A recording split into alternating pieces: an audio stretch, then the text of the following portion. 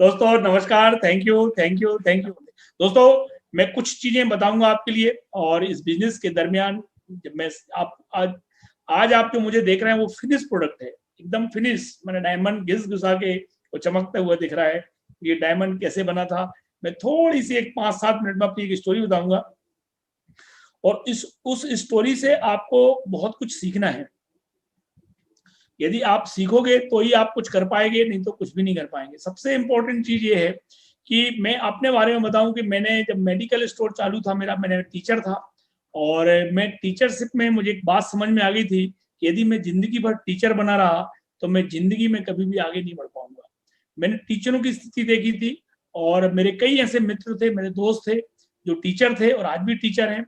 और वही जो बोलते हैं कि जो 23-20 तारीख के बाद जो कड़कापन चालू होता है वो मेरे साथ भी होता था और मैं बड़ा वो था। तो मुझे उस समय समझ में आया कि यदि अमीर बनना है, मेरा ड्रीम था अमीर बनने का, तो मुझे उस समझ में आया कि यदि अमीर बनना है तो दुनिया में जितने लोग भी अमीर बने हैं उनमें से कोई भी एक भी आदमी नौकरी में नहीं था। सबने कोई ना कोई बिजनेस स्टार्ट किया था और मैंने उसी बात को लेके अपना मेडिकल स्टोर डाला था। और आप मानेंगे नहीं, जैसे ही मेडिकल स्टोर डाला, मैं आपको कुछ चीजें बताऊंगा, कुछ उन चीजों से आपको मैं अपनी स्टोरी ये नहीं बता रहा हूँ कि मैंने बहुत बड़ा 30 मार का था, मैं ऐसा कुछ नहीं है। मैं भी आपके जैसा आदमी था। आपके जैसे लोगों के बीच में से निकल के मैं आया हूँ। मैंने मेडिकल स्टोर डाला और मेडिकल बढ़िया चल रहा था। लेकिन जब मेडिकल बढ़िया चल रहा था तो सब कुछ बढ़िया हो गया और कार भी खरीद ली मैंने और बढ़िया मुझे खुशबू आने लगी कि मैं अमीर बन रहा हूँ। लेकिन मेरे पास एक चीज खत्म हो गई थी, उस चीज का नाम है टाइम। मैं सुबह 8 बजे मेडिकल पे जाता था और रात को 10:30 के बाद ही घर में आता था। कभी भी 10:30 के पहले कभी नहीं आया। यदि मैं 10 बजे घर आ जाता था तो घर वाले खुश हो जाते थे कि आज ये उल्टा सूरज कहाँ से उग गया। ठीक है ना? तो ये मेरी लाइफ स्टाइल थी। और उसी मेडिकल के दरमियान मैं आपको इसलिए बता रहा हूँ कि जो बिजनेस है उनमें कितना फ्लेक्सिबिलिटी होती है, कब वो आपको अर्श से फर्श और फर्श से अर्श पे ला देते हैं। हमारे यहाँ एक कलेक्टर आए थे और उनको भगवान जाने जहाँ हमारा मेडिकल था वहाँ का रोड कुछ सकड़ा दिखा और उन्होंने वहाँ पे मास्टर प्लान लगाया और हमारी जो दुकान थी, जो हमारी 10 फीट चौड़ी और अंदर 15 फीट जो गहरी दुकान थी, वो दुकान नप गई और आप मानेंगे नहीं 2 फीट बाई 10 फीट की बची। माने आज जो आदमी कल तक सेठ था वो आदमी एक दिन में रोड पे आके बैठ गया। और यदि आप मेडिकल का धंधा जानते हो तो मेडिकल में बड़ा ही विचित्र टाइप का धंधा है। अब उसके बारे में चर्चा करूं तो टाइम निकल जाएगा। मैं आपको ये बता रहा हूँ कि कब स्थिति, जो आदमी कल सोया था घर पे खाना खा के और दुनिया भर की बातें सोच रहा था, उस आदमी को एक कलेक्टर ने वहां पे मास्टर प्लान लगाया और वो दुकान खत्म हो गई। क्योंकि किराए की दुकान थी तो जो किराए से मुझे दे रखी थी वो भी चाहता था कि खाली हो जाए। और जब वो दुकान टूट गई तो उसका वो जो कांटा था वो भगवान ने निकाल के फेंक दिया। उसके लिए भगवान की कृपा से अच्छा हो गया कि चलो इसको भगा नहीं पा रहे थे अपन, और मैं भगवान ने ऑटोमेटिक उठा के बाहर फेंक दिया और मैं फिर रोड पे आ गया। अब तो मेरे पास नौकरी भी नहीं थी और मेडिकल भी नहीं था। समझ गए ना मेरी बात को? ऐसी सिचुएशन में सिक्योरिटी नाम की एक चीज होती है जिसको सुरक्षा कहते हैं। जो ट्रेडिशनल बिजनेस होते हैं मैंने वहां पे फील किया कि दोस्त यदि अपन एक ही आधार पर लगे रहे, एक ही उस पर लगे रहे, तो आपकी सिक्योरिटी बिल्कुल भी नहीं है ट्रेडिशनल बिजनेस में। आप ये मत सोचिए कि आपकी बहुत बड़ी दुकान है और कब वहां दुकान पे किस कलेक्टर की दृष्टि पड़ जाए, कहाँ कब क्या हो जाए। जो 20 साल के मास्टर प्लान रहते हैं उस मास्टर प्लान में आ जाए, कब क्या हो जाए भगवान जाने। तो मुझे वहां पे एक शिक्षा मिली। लेकिन चूंकि अब मेरे पास कोई जरिया नहीं था, कुछ तो करना था, तो मैंने एक नर्सिंग होम में जाके फिर दुकान खरीदी, फिर अपनी ABCD चालू की और फिर वही धीरे धीरे सब कुछ जमाया। ठीक है ना? तो जो डॉक्टर थे उनने मुझे बिजनेस कराया था। मैंने बिजनेस मन से नहीं किया था, उनको खुश करने के लिए बिजनेस किया था।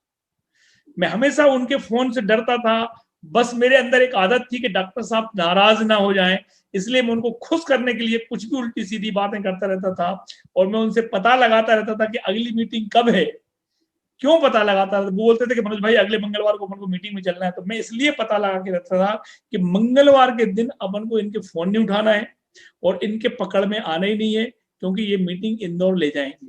मेरा मकसद ये होता था और मैं इसी चक्कर में था। जैसे ही मंगलवार का दिन आता था, बुधवार का दिन आता था, डॉक्टर साहब के फोन आना चालू होते थे, लड़का हमेशा फोन उठाता था, हर फोन वही उठाता था, क्योंकि मुझे मालूम है आज मंगलवार है, यदि मैंने फोन उठा लिया तो डॉक्टर साहब मुझे मीटिंग में ले जाएंगे।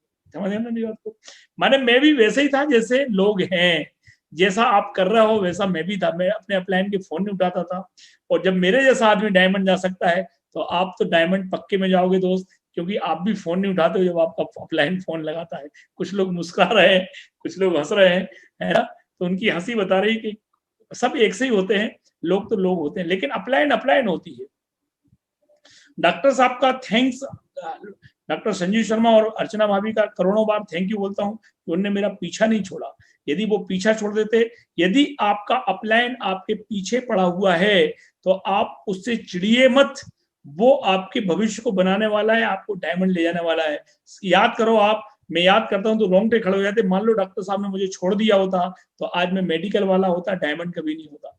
मैंने ना, वो कार लेके आ जाते थे मेरी दुकान के सामने, उनकी इंडिका कार थी, दुकान के रोड पे खड़े हो जाते तो वहीं से इशारा करते थे, मनोज भाई आ जाओ।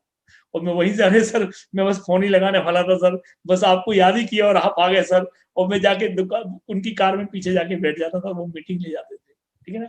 मुझे वहां पे समझ में आया जब मैंने सुमित जी को देखा और doctor Sanjeev Kumar Sharma MBBS MD को देखा, मैंने देखा, मैं आपको ये बात क्यों बता रहा हूँ कि जो हमारा ड्रीम डेस्टिनेशन होता है, जो हम अपने बच्चों को बनाना चाहते, हम चाहते कि हमारा लड़का एमबीबीएस एमडी डॉक्टर बन जाए, हमारा बच्चा आईआईटीएन बन जाए, हम जो चाहते हैं वो ड्रीम डेस्टिनेशन उन लोगों ने हासिल कर रखी थी। और वहां पे मंच पे से डॉक्टर साहब बोल रहे थे कि एक डॉक्टर को डायमंड बनने की जरूरत है, एक डायमंड को डॉक्टर बनने की जरूरत नहीं है। और मैं अपने आप को इंटेलिजेंट समझता था, और मैं ये समझता था कि मनोज भाई तो बहुत इंटेलिजेंट है और ये सब लोग पागल हैं, ये तो सब समझते ही नहीं है कि क्या है, मुझे ऐसा लगता था। लेकिन जब मैंने इन दोनों लोगों को देखा, मैं भी आईआईटीएन बनना चाह रहा था, तो मुझे लगा कि यार बात तो कुछ है, और बस वहां से मैंने इस बिजनेस को स्टार्ट किया।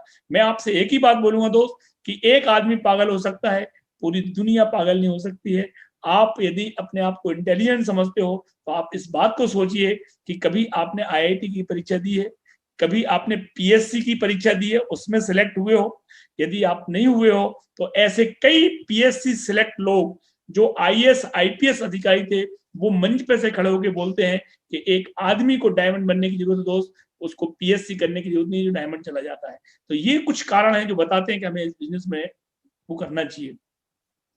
उतार चढ़ाव जिंदगी में आएंगे, ऐसा नहीं है कि उतार चढ़ाव नहीं आते। मैं आपको, अभी मैंने बताया कि ट्रेडिशनल मार्केट में जब मेरे मेडिकल था तो मैं एकदम रोड पे आके खड़ा हो गया था। ऐसे इस बिजनेस है, बिजनेस में अप एंड डाउन आते रहते हैं।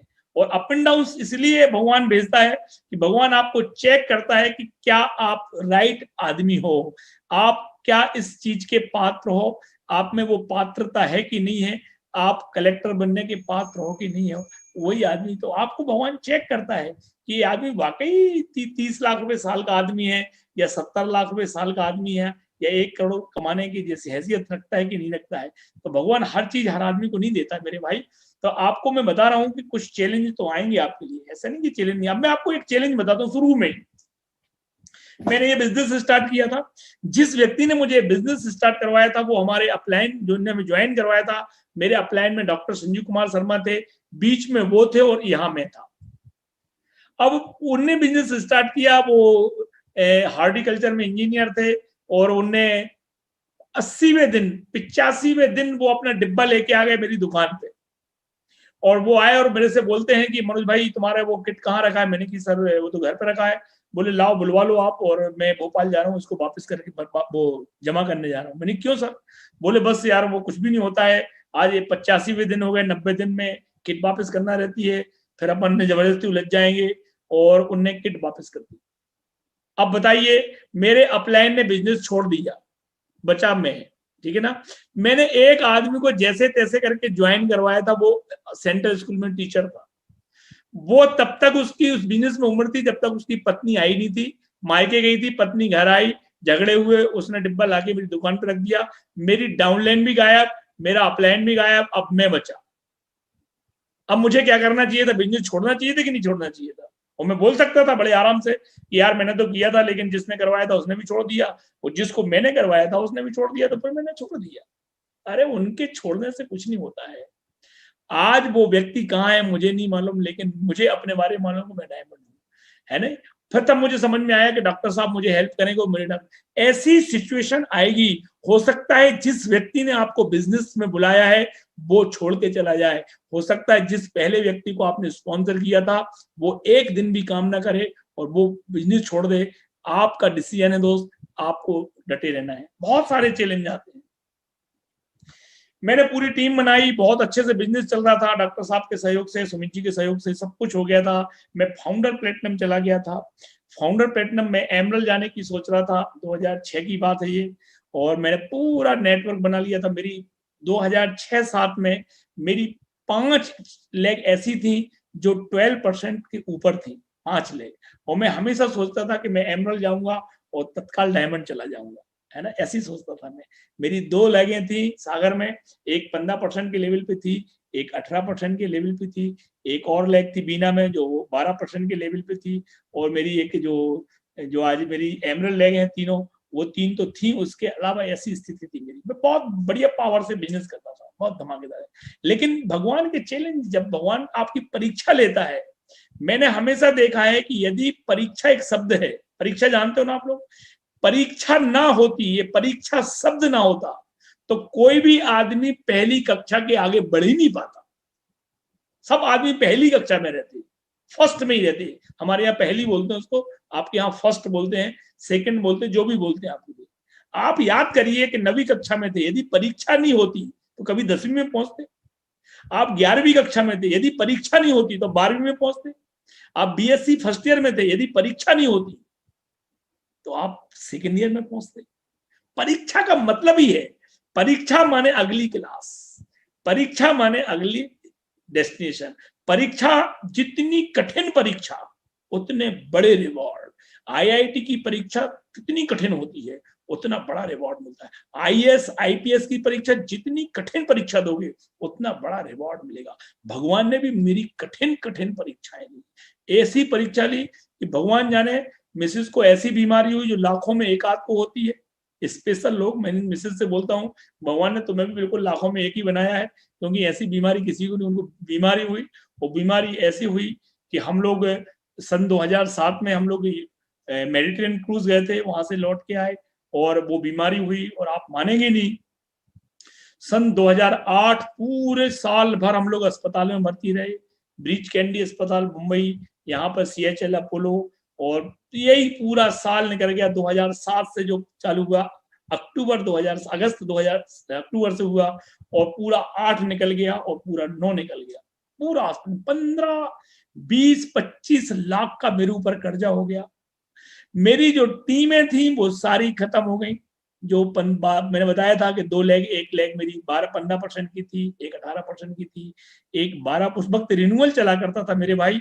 पूरी ग्रुप खत्म हो गया, सिर्फ मेरे पास 2 लेगें बची, 2 लेग बची 2009 में। बात समझ में आ रही मेरी? ऐसी परीक्षा हो सकती है आपकी। लेकिन जब मेरी परीक्षा भगवान ने ली, मुझे समझ में आया कि कोई बड़ा रिवॉर्ड मिलने वाला है। अब आप, मेरी ऐसी स्थिति हो गई थी कि जिस आदमी की 5-6 लेगें हों, जो डायमंड जाने की सोच रहा हो, एमरल्ड जाने की सोच रहा हो, अब उसके पास सिर्फ 2 लेगें बची और एक और लेग बची थी, मैंने 2.5 लेग बची, 2.5 लेग पे मैं आ गया था।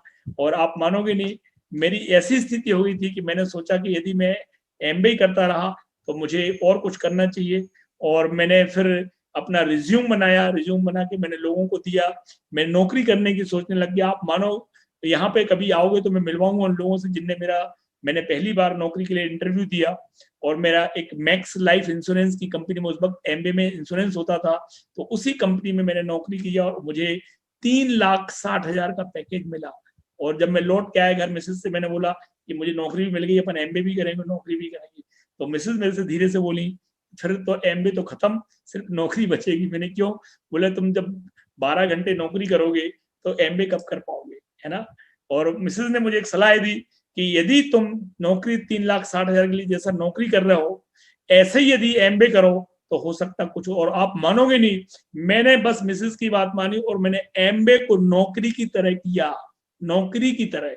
मैं सुबह 4 पराठे बना के नहा धो के 11 बजे मेरी बाइक पे मैंने कहा, मेरी कार बिक गई थी, 25 लाख का कर्जा हो गया था मेरे ऊपर और तमाम चीजें थी। लेकिन जिसके अंदर दर्द होता है, जिसको टीस होती है, वो कुछ करना चाहता है।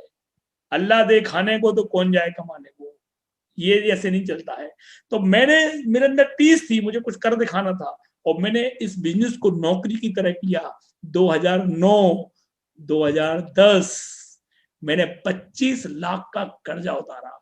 मैं उसी समय सफायर गया, उसी साल में एमरल्ड गया, उसी साल में फाउंडर एमरल्ड गया। मैंने अपनी पूरा 25 लाख का कर्जा उतारा। मैंने अपना एक प्लाट खरीदा नगद कैश। मैंने 3 BHK 1740 स्क्वायर फीट का 32 लाख रुपए का फ्लैट खरीदा इंदौर में और एक कार खरीदी दोस्त। और 2011 में मैं सब चीजों से निवृत्त होके और फिर वही नई घोड़ा और नए मैदान में आ गया। मैं ये चीजें क्यों बता रहा हूँ आपके लिए? मैं इसलिए बता रहा हूँ कि एमवे वो जड़ी बूटी है दोस्त, भगवान परीक्षा लेता है, लेकिन जिसको ये सूट हो जाए उसकी पूरी लाइफ बदल जाती है। इसलिए मैंने ये थोड़ी सी घटनाएं बताई थी आपके लिए। अब बात करता हूँ नए लोगों से जो मीटिंग में थे और आज इस बिजनेस में जुड़े हुए थे। लोग बोलते हैं कि क्या करना है मनोज भाई, बिजनेस प्लान तो अच्छा था और सब बढ़िया था, करना क्या है? मैं आपको बता देता हूँ कि आपको करना क्या है। आपको एक डिसीजन लेना है। यदि डिसीजन नहीं समझते हो तो निर्णय लेना है। निर्णय नहीं समझते हो तो आपको इस बिजनेस को स्टार्ट करना है। उसको डिसीजन, निर्णय, जो भी आप बोलते हो वो लेना है आपको, क्योंकि सफलता हमेशा निर्णय की बात मिलती है। लेकिन जब भी निर्णय की बात आती है तो मैंने देखा है कि लोग जलेबी बनना चालू हो जाते हैं। जलेबी समझते हो ना, गोल मोल बातें करते हैं। बात तो मनोज भाई सही कर रहे थे, देखेंगे। नहीं नहीं मनोज भैया, आप बोल तो सही रहते, विचार करेंगे। नहीं नहीं, आप बात तो वो तुम्हारे जो जिनका तुमने बुलाया था वो कौन थे, इंदौर वाले?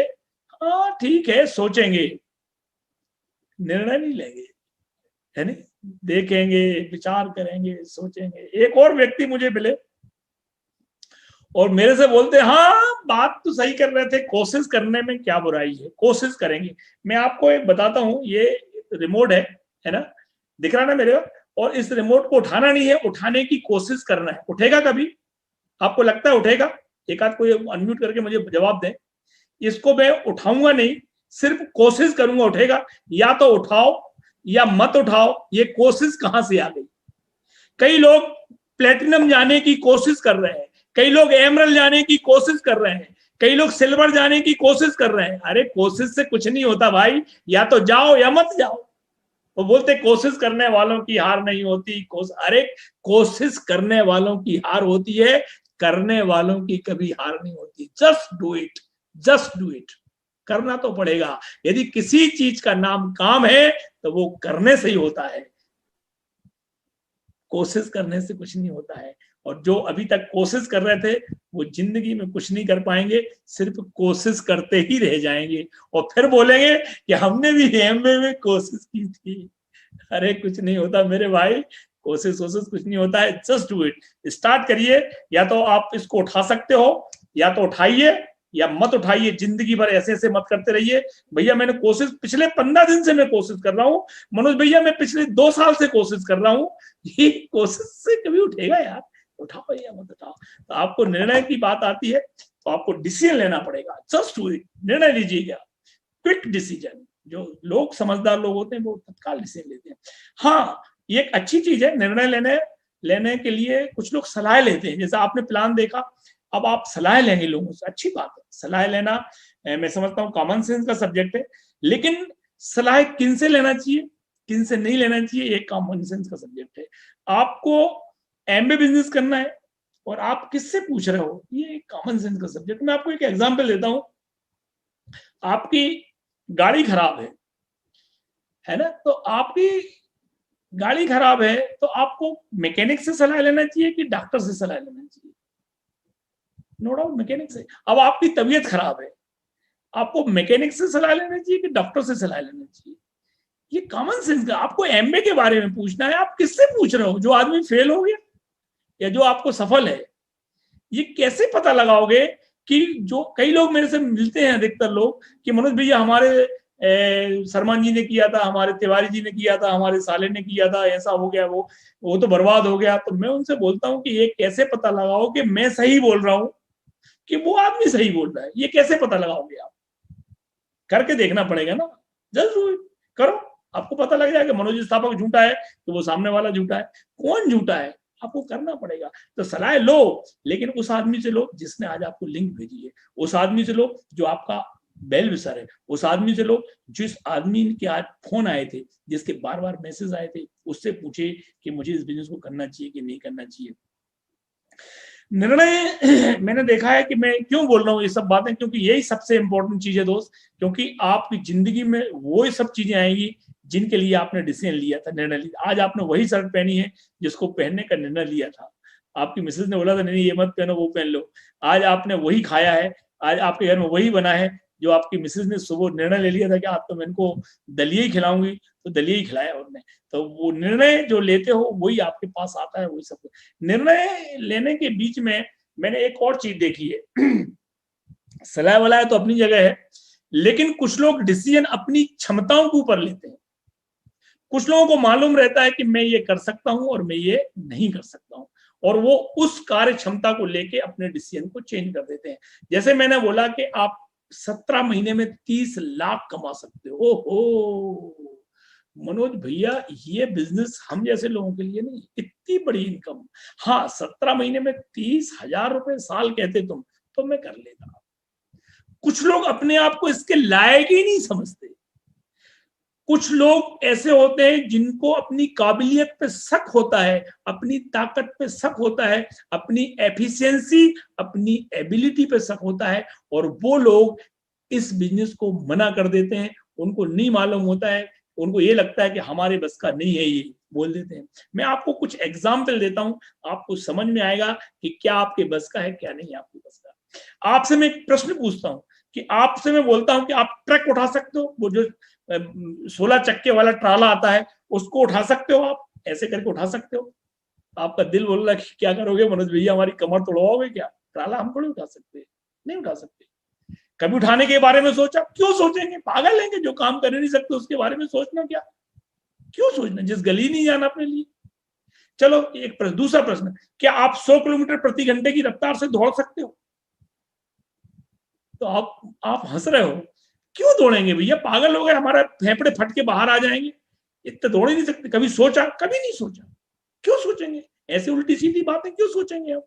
सही है, बिल्कुल सिर्फ सेम वही प्रश्न है कि क्या आपने 30 लाख रुपए या 1 करोड़ रुपए साल कमाने के बारे में सोचा?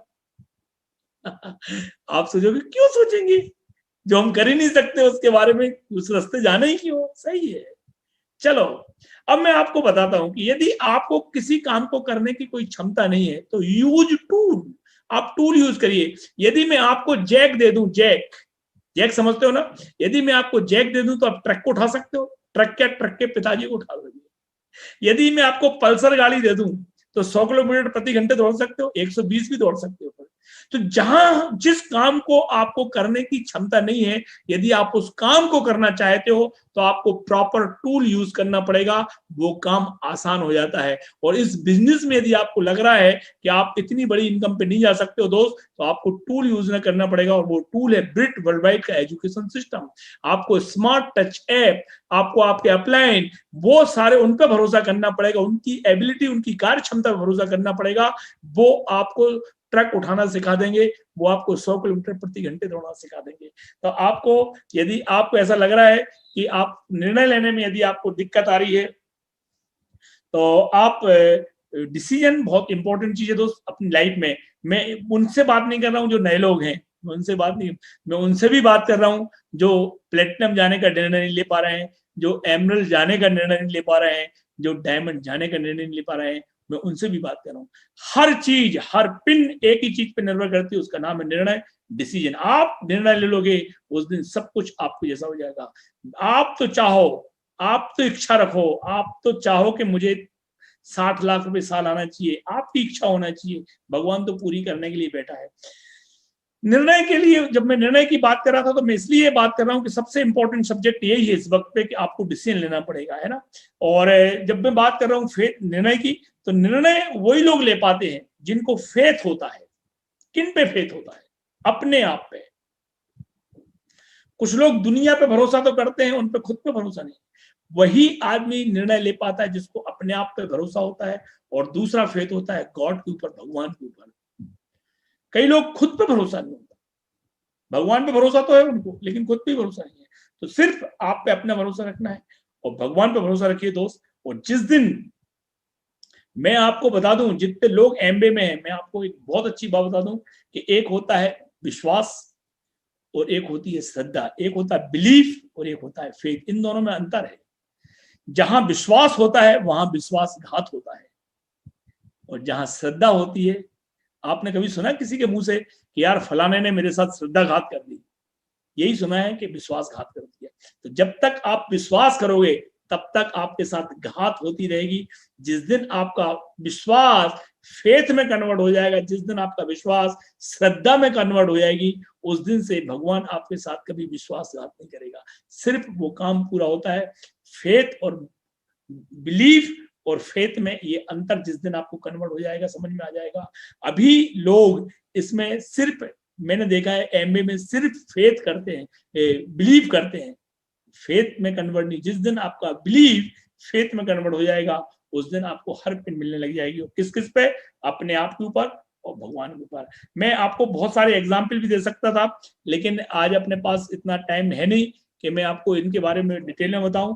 लेकिन इतना बता दूंगा कि आप जिसको भी भगवान के ऊपर भरोसा है, और भगवान के बगैर पत्ता नहीं हिलता दोस्त, और भगवान जो करता है अच्छे के लिए करता है। आज यदि आप इस बिजनेस में हो तो भगवान की अनुमति से ही इस बिजनेस में आए हो, या आप इस बिजनेस में आओगे तो उसकी अनुमति होगी तो ही आओगे।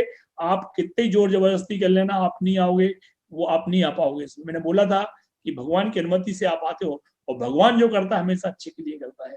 ठीक है ना? तो आपको फेथ रखना पड़ेगा भगवान के ऊपर, और आपको ये समझना पड़ेगा कि बिलीफ और फेथ में कितना डिफरेंस होता है। कभी मौका लगेगा तो मैं इसके बारे में आपको बताऊंगा भी। तो अपन बात करते हैं कि कुछ लोगों को ये भरोसा ही, मैंने बात कर रहा था कि अपने आप के ऊपर भरोसा, भगवान के ऊपर भरोसा तो हो गया, अपने आप पे भरोसा हम कैसे करें? तो मैं हमेशा लोगों से बोलता हूं कि दोस्त अपने आप पे तो मैं भरोसा करना ही पड़ेगा, क्योंकि आप, मैं बता दूं आपके लिए, एक मूर्तिकार, दुनिया का सबसे बढ़िया मूर्तिकार, यदि कोई मूर्ति बनाता है तो उसमें कोई कमी छोड़ेगा? नकवी जी या देवेश भैया, दुनिया के सबसे बेहतरीन बढ़िया मूर्तिकार ने जो मूर्ति बनाई है वो कभी कभी नहीं छोड़, क्यों? क्योंकि उसका नाम, उसकी इज्जत जुड़ी हुई है। ऐसे ये जो मूर्तियां है ना, जो हम आप सब बैठे हुए, इन मूर्तियों को बनाने वाला और कोई नहीं, परम पिता परमेश्वर ने इन मूर्तियों को बनाया दोस्त। इनके अंदर कोई कमी नहीं है। आप ही वो व्यक्ति हैं जो इस बिजनेस में डायमंड जाने के लिए आए हैं। भगवान ने इसलिए आपको ज्वाइन करवाया है। इसी भगवान के यहाँ देर हो सकती है, अंधेर नहीं हो सकता है। Faith in God. भगवान ने आपको हेबिलिटी ऑब्जेक्ट बनाया दोस्त। आप ही वो व्यक्ति हैं जो इस बिजनेस में सफल होने के लिए बनाए हैं। आपको अपने ऊपर भरोसा रखना है। कुछ लोग मैंने देखा है कि कुछ लोग बिल्कुल ऐसे बुझे बुझे से रहते हैं, और एक कभी यूज ही नहीं करते उस चीज का, अपनी एबिलिटी का यूज ही नहीं करते हैं। मैंने एक बार एक व्यक्ति के घर गया और मैंने उनसे पूछा कि आपके घर में इतना मद्दा मद्दा सा उजेला क्यों है? तो उन्होंने ऐसा बल्ब तरफ देखा और होल्डर की तरफ देख के बताया कि मनोज भाई क्या है कि इस होल्डर में इतनी पावर है। तो मैंने उसके होल्डर की तरफ देखा तो उसमें उन्होंने 0 वाट का बल्ब लगा रखा था। मैंने उस 0 वाट के बल्ब को निकाल के उसमें 200 वाट का बल्ब लगाया, उजेले उजेला। कुछ लोगों को भगवान ने ये होल्डर दिया हुआ है, ये होल्डर है, इसका उपयोग करो मेरे भाई, इससे आप करोड़ों रुपए साल कमा सकते हो। हमने इसमें 20,000, 25,000, 50,000 का बल्ब लगा रखा है, और हम बोलते हैं हम तो 50-60,000 रुपए ही कमा सकते हैं। अरे आप करोड़ों रुपए साल कमा सकते हो, इस होल्डर का उपयोग तो करो मेरे भाई। भगवान ने बहुत पावरफुल होल्डर दिया आपके लिए, इसका यूज करना सीखना पड़ेगा आपके लिए। आप ब्रिज सिस्टम की टीचिंग्स में आइए, आप ब्रिज सिस्टम को अपनाइए, अपने प्लान को फॉलो करिए, आप बहुत बड़े बन सकते हो। तो मैंने बताया आपके लिए कि आप भगवान की बनाई हुई मूर्ति हो दोस्त, और आप ही इस बिजनेस में सफल होने के लिए पैदा हुए हो। अब बात करते हैं सफलता। सफलता के लिए 2 चीजें बहुत इंपॉर्टेंट है। एक चीज है चेंज, और दूसरी चीज है सीखना। हम लोग जिंदगी में, हम लोग एक कंफर्ट जोन में चले जाते हैं और हम अपनी लाइफ को चेंज नहीं करना चाहते। Change is the must. जिंदगी का नाम ही परिवर्तन है, और प्रकृति हमेशा परिवर्तन चाहती है। आपने देखा होगा कि जब जब सुविधाएं आपके घर आई हैं, उसके पहले असुविधाएं जरूर आती हैं। आपके मोहल्ले का, आपके आपके सामने, घर के सामने का रोड जब भी बना होगा तो कई लोगों के हाथ टूट गए, पांव में मोच आ गई, कोई गिर गया, साइकिल से दांत टूट गए, जब वो रोड खुदा हुआ था, पड़ा हुआ था। और अब अपनी बच्चों को बताओ कि बेटा जब ये रोड बन रहा था तो अंकल गिर गए थे, उनका हाथ टूट गया था, तो बोलेंगे इतना बढ़िया रोड, यहाँ कहाँ गिर गए थे। लेकिन जब वो रोड बन रहा था तब असुविधाएं आई थी। जिंदगी में आपको चेंज, जब भी परिवर्तन तो आए, परिवर्तन आएंगे तो ही जिंदगी में आगे सुविधाएं आएंगी। तो एक तो आपको चेंज और दूसरा सीखना पड़ेगा। यदि आप अपनी लाइफ में बहुत कुछ पाना चाहते हो तो आपको परिवर्तनों को स्वीकार, यदि जिंदगी में कुछ परिवर्तन चाहते हो, जैसी जिंदगी है यदि वैसे ही जिंदगी चाहते हो दोस्त, तो कुछ भी बदलने की जरूरत नहीं है। लेकिन यदि जिंदगी में परिवर्तन चाहते हो तो आपको कुछ चीजें चेंज करना पड़ेंगी, और वो चेंज बहुत जरूरी है। यह समय परिवर्तन का समय दोस्त, ये जो टाइम चल रहा है ये परिवर्तन का समय है। सब कुछ चेंज हो रहा है इस वक्त में, हर चीज चेंज हो रही है। आप ऐसा मत सोचिए कि आप ही के सबके साथ हो रहा है। और मैंने भी बोला था कि परिवर्तन ही संसार का नियम है। जीवन में आगे बढ़ने के लिए आपको, यदि जिंदगी में आगे बढ़ना है तो इसका सबसे बढ़िया माध्यम है परिवर्तन। यदि लाइफ में आपको आगे बढ़ना है, यदि आपको, मुझे यहाँ से कहीं और जाना है तो मैं यहाँ से ट्रेन पकड़ूंगा, मुझे अमेरिका जाना था तो हम लोग यहाँ से दिल्ली गए, फिर परिवर्तन किया, फिर वहां से अलग गए, फिर परिवर्तन किया, फिर वहां से, माने अलग अलग। तो आपका, यदि आपको जिंदगी में आगे बढ़ना है तो आपको परिवर्तन ही उसका सबसे बढ़िया माध्यम है। और आपको, कई लोगों को मैंने देखा है कि एक ही चीज पढ़ जाते हैं, हम तो भैया अब ऐसा, यार ये डिजिटल आ गया, हम तो वही, हमें तो सबसे अच्छा लगता था, आज भी मिलने जुलने जा रहे हैं। इट्स ए वेरी रिस्की काम यदि आप ऐसा कर रहे हो तो। आप एक ही चीज अड़े रहने पे और नई चीजों को नहीं सीखने पे, ये अड़ना बहुत बुरी चीज है। और इससे आपकी, मैं बता दूं कि आप अपनी प्रोग्रेस को, अपनी उन्नति को रोक रहे हैं। इसलिए अड़िए मत, आप एक जगह अड़िए मत, आप परिवर्तन को स्वीकारिए। सुमित जी हमेशा बोलते हैं कि कुछ चीजें हमारे बस में होती हैं और जो चीजें बस में नहीं होती उनको हमें स्वीकार करना पड़ता है। तो ये परिवर्तन की युग है दोस्त, इसमें हर चीज को, आप यदि परिवर्तन का विरोध करते हैं तो आप अपनी सफलता का, अपने जीवन का विरोध कर रहे हो। तो लेकिन नवनिर्माण के लिए परिवर्तन मैंने बताया था बड़ा पीड़ादायी होता है। जब परिवर्तन आता है ना, मैंने बोला था आपके घर के सामने रोड बन रहा था, या आपके मोहल्ले के रोड बने थे, या आपके गांव का रोड बना था, और आप शहर से गांव के बीच में जब जाते थे तो बहुत दिक्कत आती थी। परिवर्तन पीड़ादायी तो होता है, लेकिन जब परिवर्तन हो जाता है तो उसमें बहुत चरम आनंद मिलता है जिसका कोई हिसाब नहीं। कुछ चीजें आपको तत्काल प्रभाव से चेंज करना पड़ेंगी। जो मैं परिवर्तन की बात कर रहा था आपके लिए, सबसे पहले आपको चेंज करना पड़ेगा आपका मोबाइल का नेटवर्क। आपका मोबाइल हैंडसेट चेंज करिए। आप अपने मोबाइल को लैपटॉप में कन्वर्ट करिए। यदि आप ऐसा नहीं कर रहे हो तो बहुत नुकसान कर रहे हो।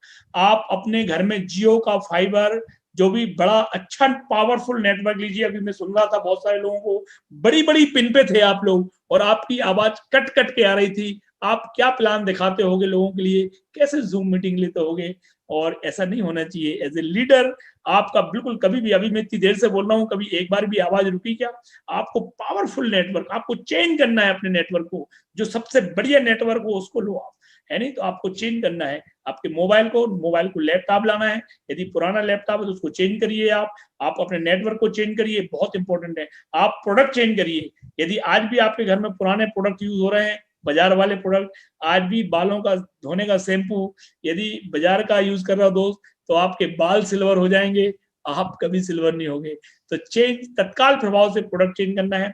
आपको अपना ड्रेस कोड चेंज करना है, अच्छा रैपर होना चाहिए, अच्छा लगना चाहिए आपको अपनी संगत चेंज करना है। संगति एक गुण अनेक।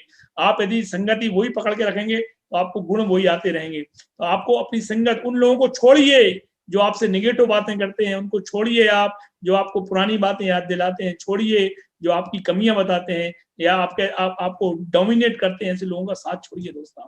ठीक है, पुराने दोस्त थे, आप उनके साथ बैठ के ड्रिंक करते थे, आप उनके साथ सिगरेट पीते थे, सॉरी। अब आपको उन लोगों की संगत करना है जो आपकी लाइफ की, आपके अपलाइन है, आपका ब्रिड सिस्टम है, आपका टेक्नोलॉजी पैक है, उसकी संगत में आना। संगति का बहुत महत्व है। संगत के बारे में बहुत सारी बातें बोल सकते हैं। आपको चेंज करना है अपनी सोच। आपका जीवन वही है जो आपकी सोच है। आप लोगों के बारे में जो सोचते हो वही आपको मिलता है। दृष्टिकोण सबसे इंपॉर्टेंट चीज है आपका, हर चीज के प्रति। आज इस मीटिंग के प्रति आप किस दृष्टिकोण से बैठे हुए हो, आपका क्या नजरिया है, आपकी क्या अभिवृत्ति है, ये बहुत इंपॉर्टेंट सब्जेक्ट है। इस पर मैं 4 घंटे बोल सकता हूं कि आपको अपनी सोच चेंज करना पड़ेगी। आप अपने नजरिए को चेंज करिए दोस्त। यदि आप अपनी जिंदगी में कुछ बहुत बड़ा काम चेंज करना पड़ेगी, आपको कुछ आदतें चेंज करना पड़ेंगी। आदतें बहुत इंपॉर्टेंट है जिंदगी में। आदतें इंसान को हैवान बना देती हैं और आदतें इंसान को भगवान बना देती हैं। सिर्फ आदतों के कारण आदमी पूजने लगता है और एक आदमी अपनी आदतों के कारण घृणा का पात्र बन जाता है। तो चेक करिए कि कहीं अपने अंदर कोई गलत आदत तो नहीं है।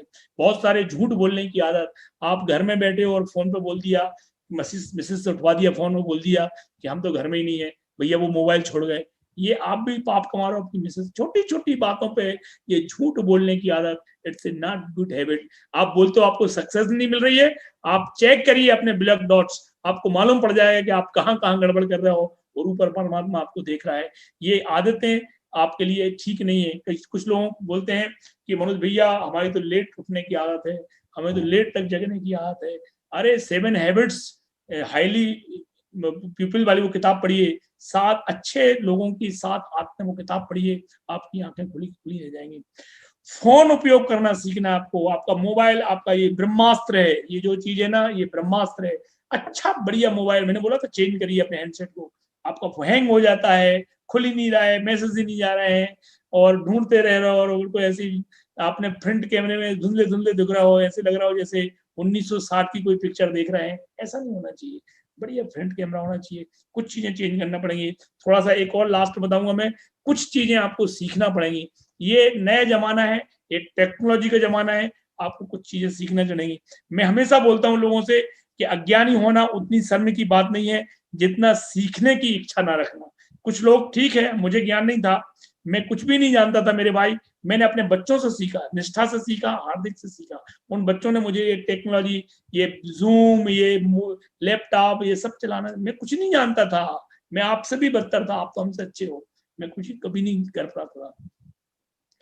जो सफल लोग होते हैं, जो सफल लोगों की जो पहली पहचान होती है, वो उनको यही सबसे अच्छी आदत है कि वो हर नई चीज को सीखने के लिए आतुर रहते हैं और हमेशा तैयार रहते हैं। अच्छा ऐसा होने वाला है, मैं करके देखूंगा, अच्छा ऐसा होने वाला है, मैं। ये सफल लोगों की पहचान है। सीखने की कोई उम्र नहीं होती। आप बोलोगे मैं तो भैया आप 60 साल का हो गया, अब मुझे क्या करना, ये लड़का कर देगा तो कर देगा, नहीं तो अपने तो बैठा रहूंगा, ये मुझे ऑनलाइन ज्वाइनिंग तो मेरे बच्चे। अरे आपको सीखना, सीखने की कोई उम्र नहीं होती है नहीं। जब तक आप सीख रहे हो आप जवान हो, जिस दिन आपने सीखना बंद कर दिया उस दिन आप बूढ़े हो जाते हो। तो सीखते रहो आप कुछ चीजें सीखना पड़ेंगी। आपको ऑनलाइन ऑर्डर करना सीखना पड़ेगा, आपको ऑनलाइन जूम मीटिंग करना सीखना पड़ेगी, आप अपनी पर्सनल टीम की मीटिंग करिए, आप 1-on-1 करिए, आपको किताब पढ़ना सीखना पड़ेगा, लोगों पे भरोसा करना सीखना पड़ेगा, आपको मुस्कुराना मुस्कुराते रहिए, नहीं तो लोग आपका पहचान ना, पहले बिल्कुल इतने भयंकर चेहरे हो गए हैं, मैं देख रहा हूँ लोगों को बिल्कुल टेंशन में आ गया कि किस टाइप की बातें कर रहा आदमी। मुस्कुराते रहिए, आप लोगों की गलतियों को भूलना सीखिए, ये सीखना पड़ेगा। लोग तो गलती करेंगे लेकिन आपको भूलना, फॉरगिव और फॉरगिवनेस, लोगों को इज्जत देना सीखना पड़ेगा। आप लोगों को इज्जत दीजिए दोस्त, इज्जत देने से ही मिलती है। हमारे पिताजी हमेशा बोलते थे कि आप लोगों को जितनी इज्जत दोगे उतनी आपको मिलेगी दोस्त। बातें तो बहुत सारी हैं लेकिन लास्ट में एक छोटी सी बात करके मैं बात को खत्म करूंगा कि वे भी क्या मानो हवा चले तो हिल जाएं। बाहर हवा चलेगी दोस्त दुनिया में और लोग आपको हिलाने की कोशिश करेंगे, वे भी क्या मानो हवा चले तो हिल जाएं, थोड़ी सी झेलें धूप झुलस के रह जाएं, जो रहे लुढ़कते बेपेंदी लोटे जैसे, कभी डिसीजन नहीं ले पाते, हमेशा कंफ्यूज रहते हैं, टोटल कंफ्यूज, दुविधा में दोनों गए माया मिली न राम। बिल्कुल हमेशा जो रहे लुढ़कते बेपेंदी लोटे जैसे, जो उथली पुथली धारों में भी बह जाए, कोई भी कंपनी आई और उसके साथ चल दिए, कोई भी कंपनी आई उसके साथ चल दिए, जो मिल गया उसके हो गए, ऐसे नहीं चलता है। जो रहे लुढ़कते बेपेंदी लोटे जैसे, जो उथली पुथली धारों में भी बह जाएं, होंगे वे कोई और किनारों पर बैठे, हम होड़ लगाया करते हैं मजदारों से। ऐसे लोगों का बिजनेस है जिनके अंदर कुछ जज्बात हैं, जो कुछ कर दिखाना चाहते हैं, वो लोग इस बिजनेस को करने का डिसीजन लेते। दोस्त डरपोक लोगों का बिजनेस नहीं है, जो डर गया यानी मर गया। ये मर्दों का बिजनेस दोस्त, निर्णय लीजिएगा दोस्त, सक्सेस आपका इंतजार कर रही है। Best of luck, God bless you and go diamond, love you, thank you.